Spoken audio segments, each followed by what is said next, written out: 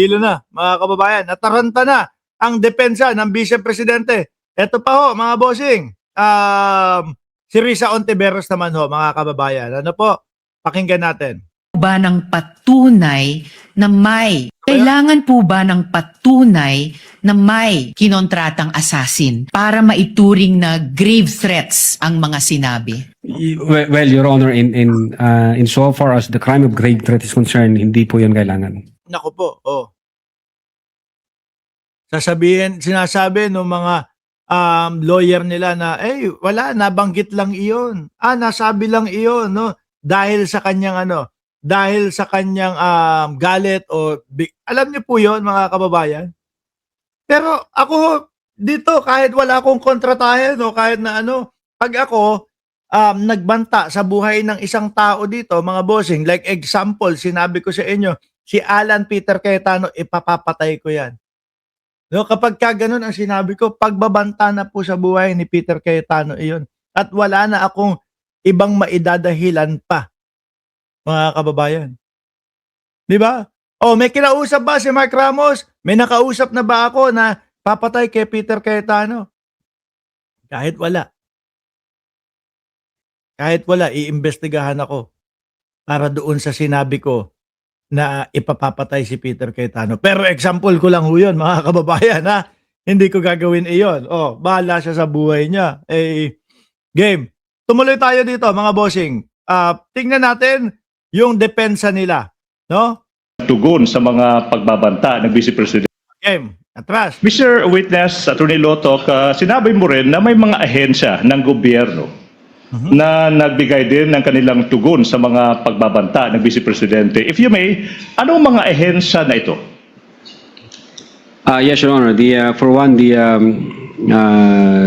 Presidential Communications Office, the Philippine National Police, the National Security Council, and the Armed Forces of the Philippines. Okay. Let's focus on muna sa Presidential Communications Office. Ano ba yung statement ng Presidential Communications Office kung alam mo? If I remember it right, the PCO classified the threat as an active threat. As an active threat. And directed the Presidential Security Command to, I think, investigate the matter. As an active threat. It was the Executive Secretary who directed the Presidential Security Command, so based on that statement. Okay. Now, sinabi mo rin yung Philippine National Police. Yung tanong is kung maalala mo, ano ba yung sinabi ng PNP in response sa naging mga pagbabanta ng Vice Presidente sa buhay ng Presidente sa kayong dalawa pa? Your Honor, if I may refer to my notes. Your Honor? You may do so, Your Honor. You may do so, Mr. Witness. Thank you, Your Honor. Ito papakinggan natin kung ano yung mismong talagang sinabi ng Vice Presidente.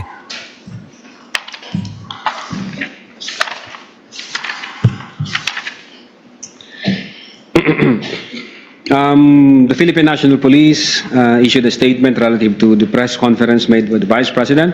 Quote, the Philippine National Police threats any threat to the safety and security of the President and all public officials with the utmost seriousness in light of the Vice President Sara Duterte's recent statement, which directly referenced an assassin contracted to target the President. Yep. The PNP recognizes the grave nature of this matter.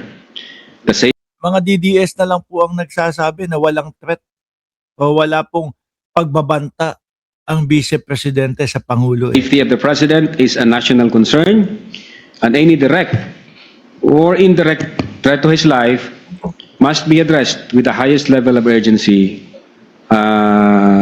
Close, unquote. Hindi ko na binasa lahat, Now, Your Honor. Attorney Lotok, now, the PNP used, based on your statement as the response of the PNP, Highest urgency. Ma'am Liberty Torino, shoutout po sa inyo. Sino pa nandyan? Mga bagong dating. Si Sir Sunny Reyes, nandyan na din po. Si Mameta Express, nandyan na din po. At si, sino pa nandyan? Si Ma'am Elena Garcia. O game, tuloy. the PNP used the term assassin in referring to the person contracted by the Vice President to kill the President and two others? Your Honor, it was not just the PNP, even the Presidential Communications Office also used the term assassin, Your Honor. Okay. Ako po.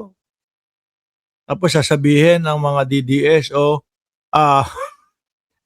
hey, Diyos ko, nadala lang ang vice-presidente, ganito, ganyan. Assassin. Watching from Marikina. Ay, Managers TV channel. Taga saan ka sa Marikina? Managers TV. Ano po?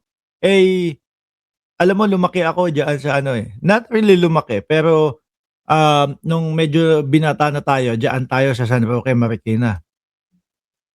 Okay. Now, what about the National Security Council? Ano bang sinabi ng NSC kung alam mo? Again, Your Honor, if I may refer. NSC dyan na si Bac, ang vice-presidente, ha? Ay, Kalumpang. Saan ba? Sa paikot yan, di ba? Diyan, malapit sa Castillo. Natatandaan ko pa sa Marikina, pagkalinis-linis sa Marikina. To my notes. Pwede na ba? Your Honor?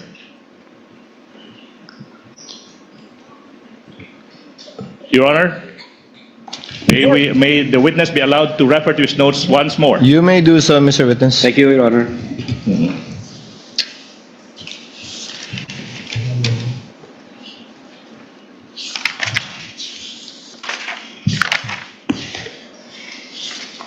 Nakabahan na po siguro yung depensa ni Sara Duterte dito.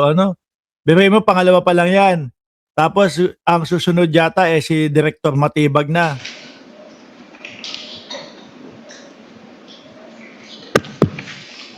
Lalo na kapag yung ganyan, lawyer pa, hindi nila mapapaikot. Di ba, Ma'am Juby Arguelas? Your Honor, the question was about the statement of the NSC, right? Yes. Quote, the National Security Council considers all threats to the President of the Philippines as serious.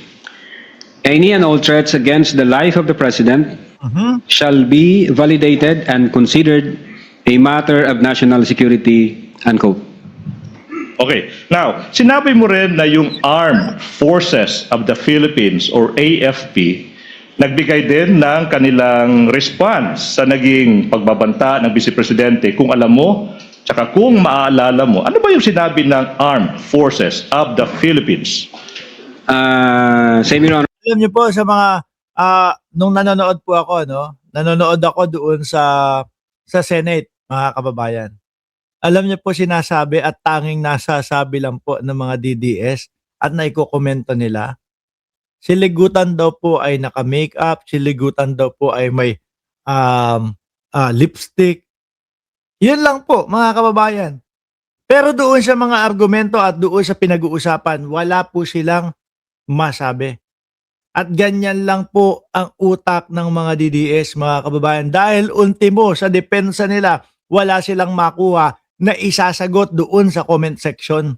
If I may refer to my notes.